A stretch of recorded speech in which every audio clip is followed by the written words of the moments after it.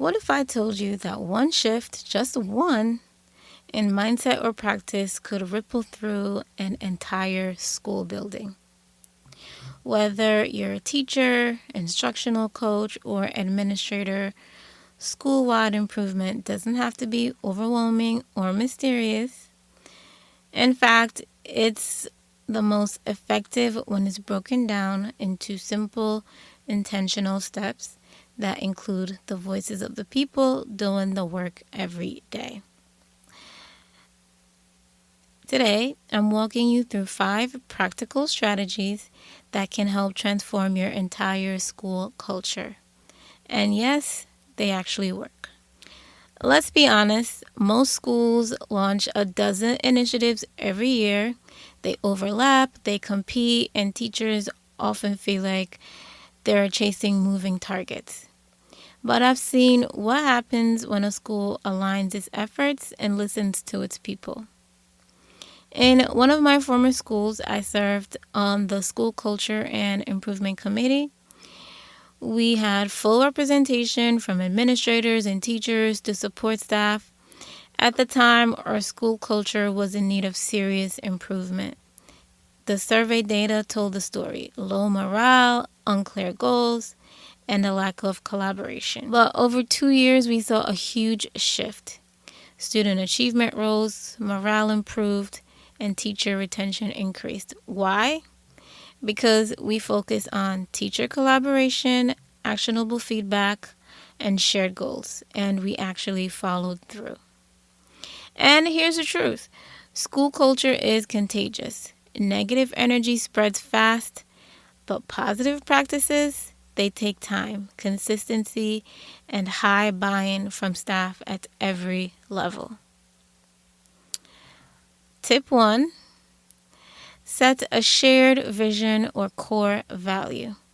This first strategy is foundational. Establish a shared vision.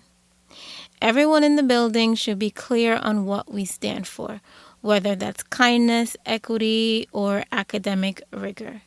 And it can't just be words on a wall, it has to be lived out daily. When I was on the SKIP team, the school culture team, we identified 3 core focus areas based on staff feedback: teacher collaboration, student social and emotional development, clear academic goals. Rather than having these dictated from the top down, we used staff surveys and open discussion to shape the direction. That shift from admin-led to shared vision was powerful. People were more invested because they were involved from the beginning. Tip number 2, streamline communication. The second step, get clear on how information flows. Before the SKIP team, communication was chaotic. Emails, hallway conversations, last-minute meetings. There was no system. It led to confusion, frustration, and mixed messages.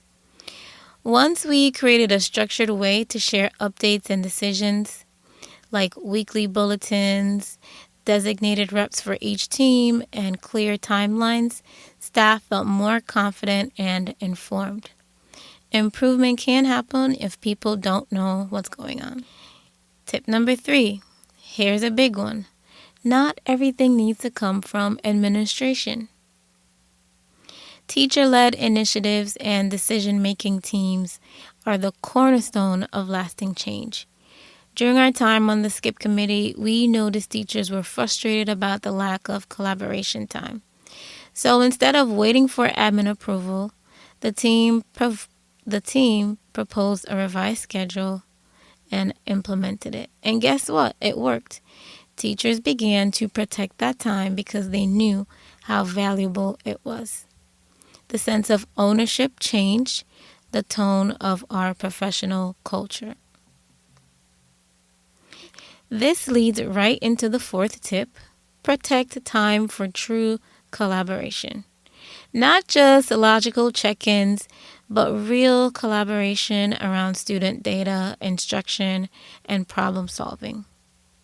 With a few simple structures in place, like clear agendas, designated leads, meeting norms, teams use this time effectively. One of the best changes we made was a 10-minute drop everything and read block each morning. It not only supported student literacy, but gave teachers time to connect before instruction. And finally, celebrate progress. Not just test scores, but the small, powerful shifts that show the culture is changing. When we saw teacher teams implementing new strategies and meeting goals, we didn't wait until the end of the school year. We celebrated in meetings, gave shout outs, and highlighted survey growth. At one mid-year meeting, when the team shared the improvement data, the entire room clapped. That moment, it mattered. People want to know their efforts are seen and appreciated. So, school-wide improvement is not about perfection, it's about progress. Start with one thing, ask for real feedback from your staff, not just a quick Google form. Look at the core areas of your school culture: communication, instruction, leadership, and pick one to focus on. Then involve your people in the decision-making process. When teachers and staff feel heard, change lasts longer.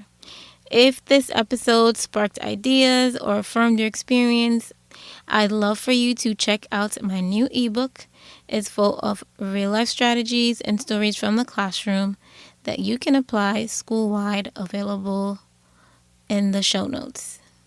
And if you know a colleague who's passionate about building a better school culture, share this episode with them.